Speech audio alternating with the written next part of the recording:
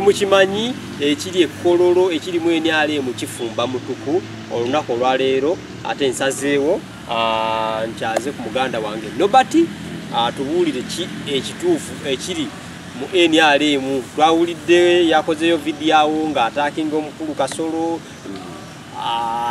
so bingi nnyo ebitambula bitwagala atumenyeremenyeremu ki ekituufu ekiriwo mu Kasolo ne Kalangwa ate ki ekituufu era ekiriwo ku Kadaaga ne ogamba otya? Sina tabu balamusiza kumena abalaga abalungi amanya Nobati Wells Nobati Felicity. Okay. Ogambe ko nakoza kataminga ngeza ko otakinga omukulu tekwabadde kulumba wabadde kwanukula ebyo byazayogera kubanga osobola okusirikirira omuntu ebbanga ddene olw'ekitiibwa ky'oba omuwa naye Salongo nzijjawo nzijja naye buli nkimalo yeeyongerayo waggulu yeyongera okukunama n'okulaga amadegaayo kati omwami Haruna Kasolo buli lwayongera okwongera okuweebula ekifulwa kya mwami Kalangwa Moses ayongera ate yo okubanga exposing obuziinaabwe ffe awamu tulina ku information ekwata ku Haruna Kasolo. Nze ndaba Haruna Kasolo awangula ekisanja ky'ekisooka ng'awangula omwami gwe baali bayita Mujuzi Badi eyamuwangula yali I think yali lieutenant retired gwe yawangula yali emukulu w'ekyotera yes kyotera county sere oyo Haruna Kasolo yali musomesa wa primary n'afuuka kansala wa district council ava mu district council Kasolo era wenkulaba Kasolo lwalero nga weepankira wano wali nyama ddala mpaka eno waggulu oseke Kasolo tumumanyi ate ensonga gye yagambye nti Kalangwa tugende mpola tunatuuka waawo. Njagala nkubuulire gwali mwaka gwa 2011 Kasolo lwajja I think so Kasolo jajja na wa independent era ekipande kye kyali mu kala ya pink bwe mbasirabidde by then nali muvaka ya senior 6 Royo Kasolo nakajja musenyu obusenyu ennaku ezo naye n'ekintu kyakola ng'akikola taata wange fenga Nobati ne family yaffe kye tutaliiwa oya tutuzaako ewaka okumala ttaamu omwaka mulamba nga tetusoma Kasolo oyo gola era nze Kasolo musenyu wa wano jjuzi nga naakafuuka promoter musenyu wa ntya musenyu olwamuvuka gwe bayita David Komu mmanyi David Komu ajja nsemberera ng'alina ebyuma bya saawuni kumbe ebyuma byali bya Kasolo njija nkitegera nti bya Kasolo nga mulipo ng'essimu gye nteekako ssente leeta Haruna Kasolo kyeyune obuukira saabuuka ne manya okay musajja ono yatukotoggera n'agobesa taata waffe ku mulimu naye Katonda atublesinze nkuze kati nze musasula yagobesa taata okumulimu mbadde ngenda kwebuuza Kasolo wa wano Masaka wane era Kalisizo taata wange ebiseera ebyo yali oside w'ekalisizo kati mu bbanga eryo wabeerawo saga wajiwulirako gye battira abantu b'ekyebe abantu omwenda Kasolo yafuna interest mu musango ogwo ng'ate muzeeyi wange talya nguzi kati nga yalinga omuziziko n'amugobesaawo mbw'ate awe bali enguzi mbu alemeseza fayiro n'omusango okutambula olwokuba Kasolo yali yalinamu interest naye omusango ogwo omusango gwalimu lwakataaka ogujjukira so gwalimu political influence n'ebirala bingi naye ebyo natuuka obudde ne ahiru naye mwami Kasolo andi gawe nze bwino mwami Kasolo nze bwino gwe mulinako mu buyitirivu naye obuzibu buva wakati awo kati Kasolo nga bwe gabe David Komwawo ampadde ebyuma bikyo biki olya tuwa ya parasol border to border nakosa byuma byoyo mwami Kasolo byonna tuwa yonna kasese bundi bujjo obwera sente kali kanji kati nze Kasolo nali muwadde ku sente ate gwe takuwanga ola kati simutya show buli show ebyuma bye nabipangisa nga miliyoni 4 ku 5 sinzira ku distance niye chanchaya ekyandekera ekyandetera okuleka ebyuma bye sho yali emu yali Sembabule Matete olirawo andi omwami Kasolo ebyuma ne wabanga obulako emitwalo 3 ng'agamba abaana ba ttiimu ye temusaako genereeta ate no badde omusasula nentuka ne nga naye omusajja ono ate nga mubi nnyo ng'omululu gumuyitiridde nategeka sho ya Matete Sembabule Matete owulirayo eyo sho nalinako palaso babetina namukasa n'abayimbi awala budget y'abayimbi yokaluka ngeri millions 2 mwezi tubaze kifo tubaze kulanga tubaze eki ebyuma byenga bya million mega omwami nze nali ntaddemu nga n'abayimbi babanje nafuna abantu 6 wakati w'ebitano ku 6 segeza n'ebize ebyuma zaali tezikola ki ofuna bulungi omutwalo mwami Kasolo yagana ebyuma okuyimba eyo sho yaliko ne alimpa ebiseera bye nga alina lusukula seminti ng'ayo kyanga lubabu ngera tatuukangayo yes kati ng'okujjayo eyo engalo nga ziyisibwa tugenda funa ku sente oba Kasolo agenda kuwa sente omuveera Kasolo ekigambo omukopi kyankubye wajje nosala eggulu sikyagala kikozesa naye Kasolo omukopi yeefaananyiriza ekigambo ekyo yembunga agaba sente eziri luddawa nga nkugambye ebyuma byali bulako mitwalo 5 n'abizikiza kale siziryangako nempulira abantu bagamba agaba sente bakulimba afune ba propagandist be babiri bawayo mitwalo 5 ne bagamba nti owaayi ate olizagaba nzibuninga teziriiwo okujjayo eyo wa Kasolo bwino wa Kasolo gwe nnina era ngenda kusinzirako kyagambye nti omukulu yagambye mu katambi ng'omusajja abadde omubbi w'amataka kakati mwagala anoonya kifo kyabwa seeke kakati mwagala n'agasigaddewo agabbe Hajji Haruna Kasolo olwakusinga obubbi andi tekanze nabwino nkuwe Hajji Haruna Kasolo gomanya amataka gobbye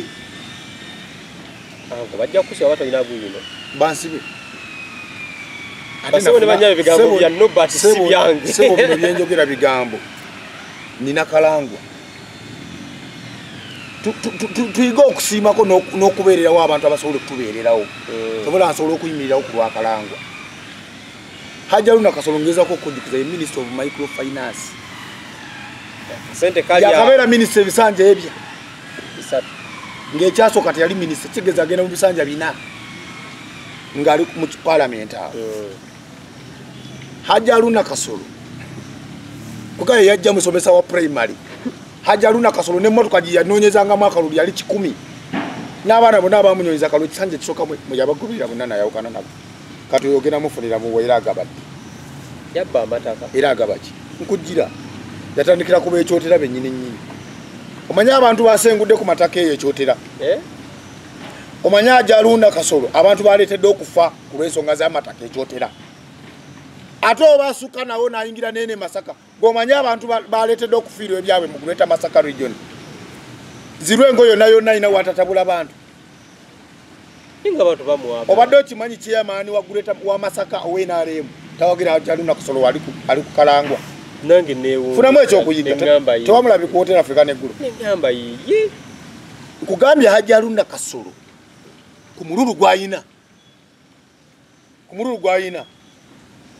saini yakumala bumazi ku bakyala bayina gwe mululu nambimu bwoba tosoba nembeerawo neneebuuza uliriza naye omusajja obita era abakazi 10 obamatiza ota nti ddala kituufu obaagala waliwo obulimba obusinga obwo manyi 2 anti gweokumanyako ensi siweekoma ayina abalala Kasolo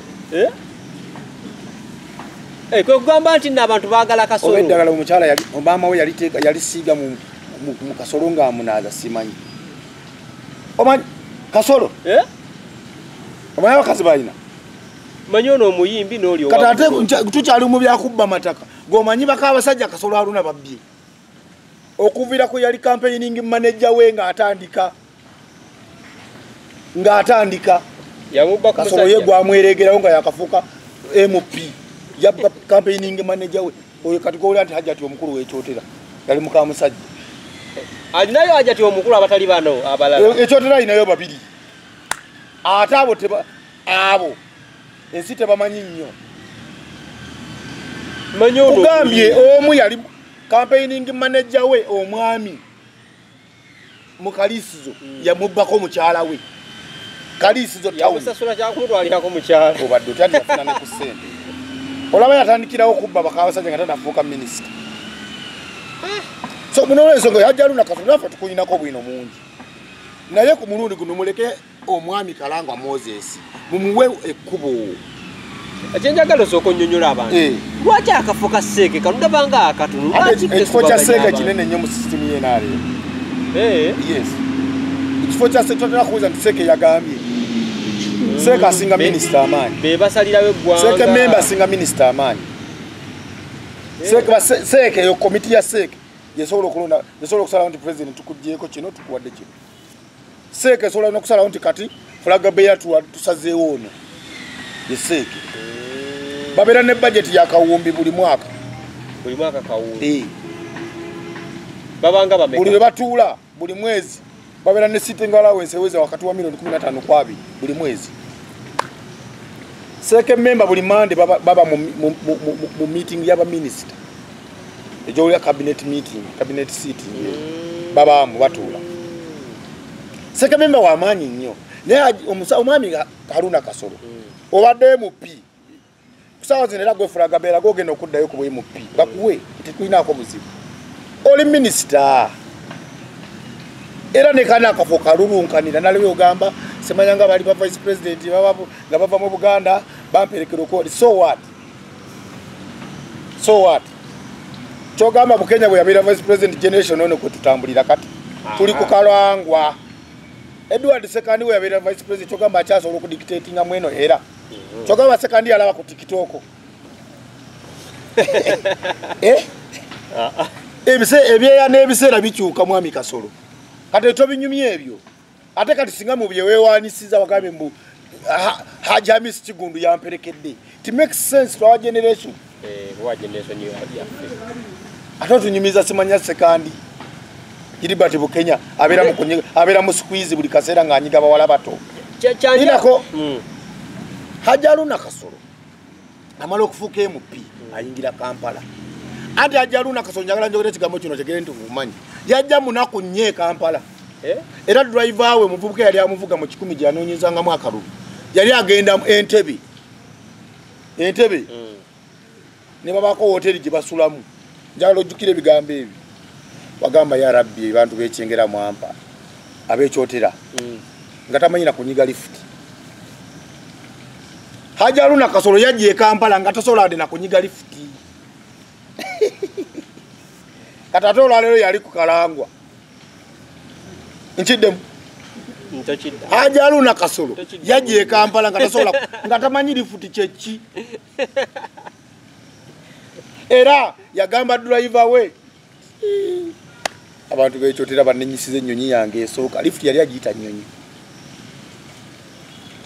afuna bulungi kakati lwaki ebyo bina mbituukako obusungu buva kuki kulumba tutubadde tumulaba nga with all due respect tutogala ku mwana okula kuba tumumanyi Kalangwa ebintu byakoledde NRM ye kyekiseera asiimibweko ate in fact President Museveni lwakwanti yagambye talina buyinza bujjamu yali badde bakasolo bonna abajjamu oyo w'Emityana n'amujjamu Kiwanda ne bano basewava bonna n'abajjamu oyo omwami Kalangwa yali agenda kwesimbawo ekisanja kiri 2016 President n'amusaba lekera omulwanyi wange mulwanyi munnaffe Alhaji Nadduli era nze neewunyiza abantu abazibu nga Haji Nadduli nagenza olanga atawerekedde Kasolo Emmengo wadde omuwerekerako ki lwaki tosasula abantu bulungi Haji Nadduli tobalaba ensi mugikabiridde ng'ebavaamu Kalangwa yalekera Haji Nadduli n'awangula ku kifo kya Seeke ekisanja ekisembyeyo Kalangwa n'abeera bize ku mirimu gye teyazze oyo kwe kujja oyo Kiwanda jjukira ali avudde ku kifo kya minisita wa tourism era naye ne bagamba kakati engeri ekifo kiri ya primary zenale muje kiganye Emityana kundi yamuwangula Nsegumire Kibedi bwe yamuwangula bakamumulekerekana akafu Kiwanda nawe kyoliddeko kimala kuba obadde ebisanja emyaka 5 buli mwaka oba ne budget ya kawumbi kamu ng'ogyeko allowance that is around 5 billions ne Kalangwa mumuleka agenda aweereza abaganda oba mu central tusoka sibaganda central region Kalangwa abadde yeyo emiti ekayunga alwanira abantu kyowulya kye bayita justice buli lwobera ng'oli eneme w'ababbi ate gwe bakukozesa erinnya okulwanyisa kati Kalangwa ekayunga takkiriza babbi nze naliko ekayunga eyo ewa Kalangwa abantu bakeeranga kanisa abalina ebizibu kubayamba ate ekayunga omala gasiba omuntu ebyo byekiyaye ekayunga tebiriiyo era ekayunga bamuyita CDF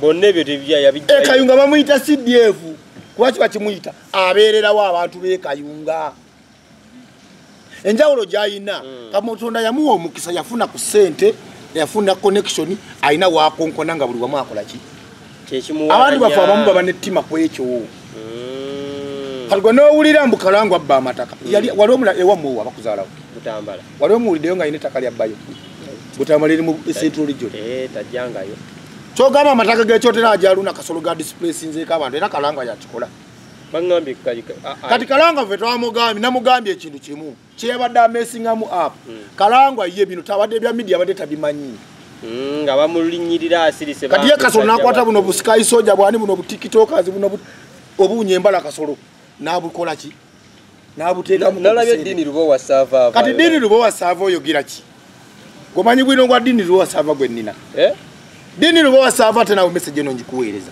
bo va mu kkubo lya Kalangwa kubanga ate gwe muganda wange okimanyi Dini tamutiisatiisa sikweralikira nsobola n'okulya ku suwani yemu naawe that is how I like you toddamu okugera ku linnya Kalangwa kuba nkumanyi nnyo era woningiyo affe kanjikomyawo va ku Kalangwa kola ebirala byonna byonna Dini woba ompa ekitiibwa nga bwe nkikuwa kuba mmanyi ompa ekitiibwa Kalangwa mwesiga ate omulimu gwe togulinnyeemu ekigere akole ku balala akola mulimu akole ku balala nga munnamawulire nga nange bwe ndisobola okukola ku mirimu gyange n'ennumba ye yamanyi kyentegeeza era Dini tumuveeko badde nkyakumalirayo Kalangwa ekayunga Kalangwa ekayunga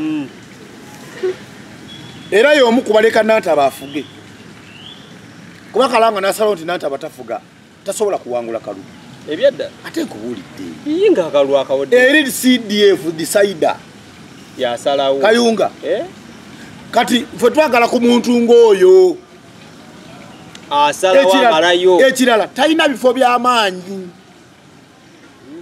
nawulidde ekirala nga bamukuba obusa mbu Kalangwa teyasoma simatamanyi kwogera Luzungu kyogamba seeke memba kuliko qualification nti baagala basawo badokita balooya kasitobanga bamala senior 6 kugamba bamuwandiisa akakiiko kenale mu electoral commission akakulira Tango Doi baali basiru ate ne Kasolo tamanyi bulungi kwogera Luzungu kuba mumanyi Kasolo wali omulabyeko ku debate y'Oluzungu kosa kulati bamukyaza kweno programu ye NBS y'Oluzungu y'olwokuna the front line era bamukyaza ku ya Lwakubiri ayabike ne bannamboozi balometa akasa mmembe era kubalometa akasa mmembe kati yamanyi Oluzungu netumula ku NTV ebigambo tebit ate wali omulabyeko ku NTV programu y'Oluzungu mpayo interview nga ayogera Oluzungu the spotlight tabeera akoleyo ki abeera ku bigambo tebit awakutamu omuntu era kati wamma kyengezako Balaga mwami Kasolo ebifo byosavingamu bimala soko kakanira eri ebyo byotunyumiza simanya vice president gundi yakoyekera ne gundi it doesn't make sense now so olabanga kuba ngojjeko bino ebya media eri mu balonzi bali batya Kasolo ayina y'amaanyi ate kati Kasolo nkubbira nakane Kasolo era akimanyi omwami Kalangwa Moses w'amaanyi gotalabanga nako nze ngandi siwagira munafu mmanyi ba delegates bamwesiga Kalangwa nabadde mu meeting nga bakalomojo nafunye n'omukalamojo lwakuba nawasadda bale ngenda kufuna ekikyalo ekikalamojja kyampadde namba y'essimu yakyo bakiyita yori yori thank you for supporting Kalangwa you are such a beautiful woman kyabadde kikazi kikadde kikulukulumuko era mbakubawo n'abavubuka abakwana bimaama Bidiri pazo simaya chakyenda badde nja kimekera n'obugumba mbuwanduze Kiyoli. Andi bigendo kujje Kampala nga faces zaffe zirimanyi. Chanade kafuka roja. Hello, you are not bad. I see you. Nade ndadeko taga ya Kalangwa. We are with this man. Abacholi, abalango, abanyankole. Andi nabyo ne bwe mbyogera kati. Nabadde mu meeting. Ngerimu ba chairperson bero si 5. Ali nikirala Kalangwa Katonda yamuwa ku senta ayinamu. Ayinamu pangambi. Andi Kasolo. Kino ne bwe nchogerako. Era Kalangwa tajja kufa. Ate nakola nagaye kigambo omukopi. Nkyanonya substitute yacho. Azirina naye mugumu. Ayina omusota mu mpale. Bateeka yobote omukono nga gumu. Engase akati of course wantu tugamba tibaba baguze kalulu. Naye olwokuba ba delegates b'amaanyi waliwo kye bayita transport fund. Ne facilitation. Ofuna? Mazzi soda. Transport fund. It is not voter bribery. Because when somebody transports himself or herself from Bushenyi to Kampala and he is at a level of district chairperson, expect him to drive a car, to sleep in a nice hotel like Africana. Africana is between $120 to $150 and beyond and above. Always $200, but the minimum is around $150. Kimtwalo ngata ekiro kimu. Kati osisinkana chairman wa district omusubira okubanga facilitation we kitono nnyo wakati wa mitwalo 5 ku kakali ekito. Kati ajaluna Kasolo ya deneta era kimanyi talina maanyi. Talina yo maanyi. Yabasisika inaga abanaye mbasaba nonde biki n'abayo transport fund wagaga. Bagenda sura tetugenda basanga kalenda abazungu ngasuze. Kakati nebekubira omulanga ewa Kalangwa. Sebo titumanyi bwe tugenda nakusula naye bade batugambe datulina kulaba gwe ne opponent wona atukola kino tufuna branch off n'abagamba sala mbere bayayi. Omusajja abawadde defandi wa sente meka transport ne bamugamba twadde agaga ezo nasoka azibaweerawo nezisindika nabagamba mbadde mbasanga tunaba kwogera bingi buli omu alina ennamba mbadde zisente osaba muzizeeyo ewa Kasolo n'abawa eddakiika 3 buli omu n'alifandi nabagamba buli omu kati ezo muzizizaayo nti ezo zo zibaddiza 3 ate mbogereyo n'endala $2 million. babadde makumi aga Kalangwa kati kwe tuli tosobola muwangula. Hajaluna Kasolo stop spending your money. Sigala kuba minister. Hajaluna Kasolo abadde minister wa microfinance. Okimanyi Kasolo yomu kubasola microfinance support center. Andi fotubonde tutabukanga ne Jerusalem sale tuvuma Jerusalem sale tutabuka naye. Kubanga Jerusalem nga chief coordinator operation wealth creation. Wabawe chetakisanga yagamba I recommend you to microfinance support center. Kumbe sente bazi wabakyala baabwe bakola emyogo egyabwe. Hajaluna Kasolo gwe toyiya n'olowooza kulwaki government gwe yaleeta ekigambo emyoga ate yagunjawo ekipya ekya PDM ekyo ne kiba kife okimanyi nti ekyemyoga weekiri naye government yakijjamu omukka eri ku PDM kuba yazuula obubadi bwono. Omanyi hoteli Haruna Kasolo zazimbye mu Uganda ali emu gyapozingirako nti yeyi alina hoteli nga 8 alina apartments nga 10 ese neunya n'omulimu gwa IGG mu Uganda. Kati center azijja mu parliament. PDM kyakola akwata n'awandika ba ghost PDM gundi beneficiaries. Ne bafuna ne bagati nayo emyoga gyaffe 5 n'abeero ne bano bati tuzire babempewo balina group west bafuna sente west ngenge baliyo. Era Kasolo nkugamba ebigambo bino ojja kuba mulogonyo okusigala kuba minister naddala ekifo ekyo ekisanja ekijja. Nero pulya bwaga abakyala Kasolo abami Kasolo. Ate abakyala baagala Kasolo engombo yaweddewo. Akasolo kabasiize enziku. Akasolo kafudde abakyala basinga omaaza. Akasolo kasiize abakyala siriimu. Tebakyali ku Kasolo. Abakyala bavudde Kasolo. Abakyala bavudde Kasolo. Era ekyo todamu n'okutyo. Era gwe omukazi awooza simanya tuli abakyala bali Kasolo. Akaagala okubatta okubamalawo. Kawalese bali single mother. Kabafudde bamulekwa. Kafudde abaana baabwe bamulekwa enfuuzi. Kati badde kalangwa baveka. Mudde kalangwa. Mudde ku kalangwa mwenna abakyala. Yagenda okuba n'obudde bwa mukubaka akati. Wovira ku musajja obuyaye bwaba nabo. Anti teri kintu kizibu nga kulimba. Musimuni. Ofuna bulungi. Naye ova ku musajja. Bayimirira n'alimba omukazi asoka nti nkwagala baby. Era gwe happy ya. Nagenda kunamba. Mutima gwange wagutwala. Mutima gwange.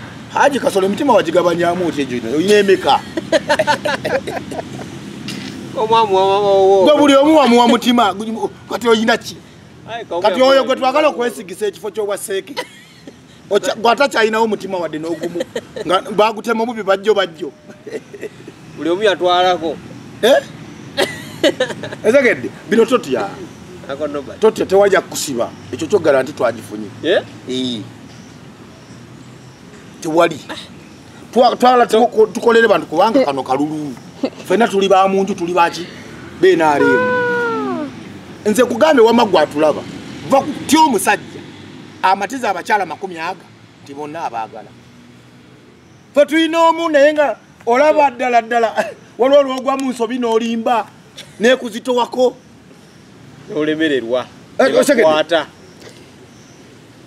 anti oba wakaddayo nga weerabidde kumbe ka waitress wakawadde namba ng'oli kumukulya emmere obalya nga kakubuuza otuuse bulungi tokakwanangako tokaagala ogenda tandika otya okuliba omukyala wewaka osegedde kati va ku musajja alina 10 anti hajja aluna Kasolo abakyala balina tabamanyi nabbamanyi bamujjukiza nabujjukiza nti owaayo enzo oweeri antonde tikozi olina abaana bameka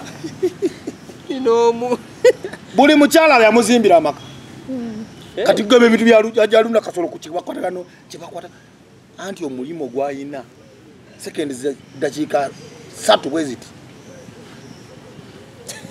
anti ale akulengerosa ninako story y'omukyala omugwe yakwanira wane maki yamulengera asala busazi bwati nga kata alina gamba ani oyo yamutunya ne medical bagikolera South Africa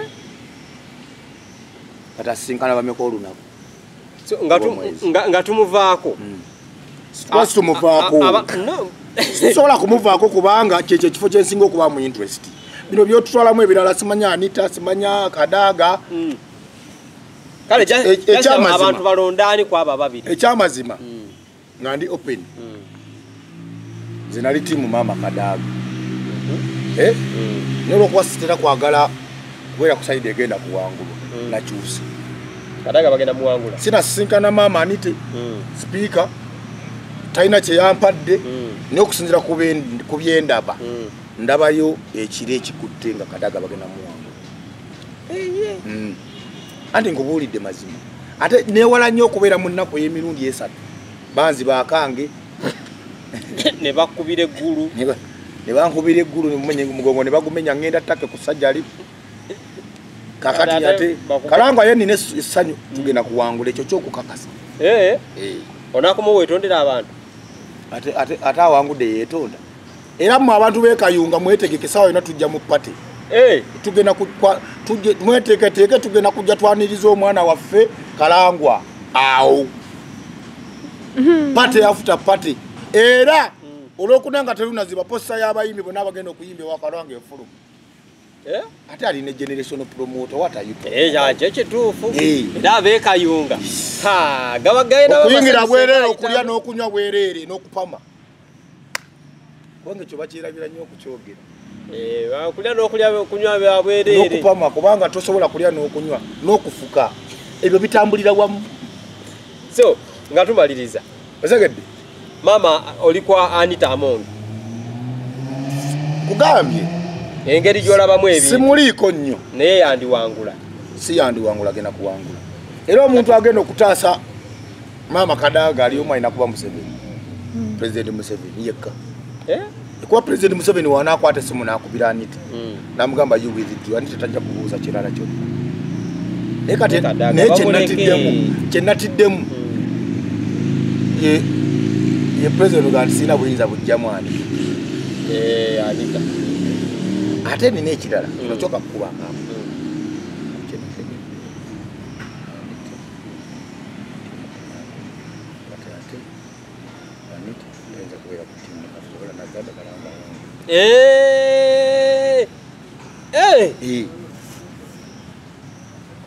Basaba ne banya tetujja suka kaawo katugende Mama Kadaga ebinavaayo natugenda baga Mama Kadaga ne timu ye bakimanyize mbadde muwagizwa mbadde muwagizwa bwe nabakolera video eziwere 3 wazirabako bangamba bamuleke ebiki Mama Kadaga kitufu bali bukwebaziza ne bakuleka naye okoye naye asavinze nnyo kubanga okoye government katenajja ate ekirala nze kyogera nga analyst singa muwagizi kati yayokyezaamu bwe yagambye President Museveni nti bwe yamukanze nti ewatali Kadaga busogo okoze eki tiyandi kyatudde ekyo yandikyesigalizza ati President Museveni gwe manyi omuyekera omutuufu alina okuprovinga Mama Kadaga nti sigondetera abantu okunonda ebusoga wenatiriddemu era President Museveni gwe bayita omuyekera omutuufu tayinza kukkiriza defeat ejeno sale musale abo bayekera abatuufu tayagala kulaga nti twagenda eggulu kituufu twateekako pressure na buli kimu naye tetwawangula era tetwamuwangula alina okulaga nti nze kabaka oyo asigala nga yenamba emu mu buyinza ati ne bwe twali ekumyeko omuliro era bandi tulabye bulabi kati abayekera abasajja babaali abayekera abaddala abo tebakkiriza oba ku level y'amagye genero si bano abayekera ba WhatsApp TikTok si bano bantebe mu ntebe tukomaawo mwebale nnyo abagibaddeko sigadde nze Nobert Events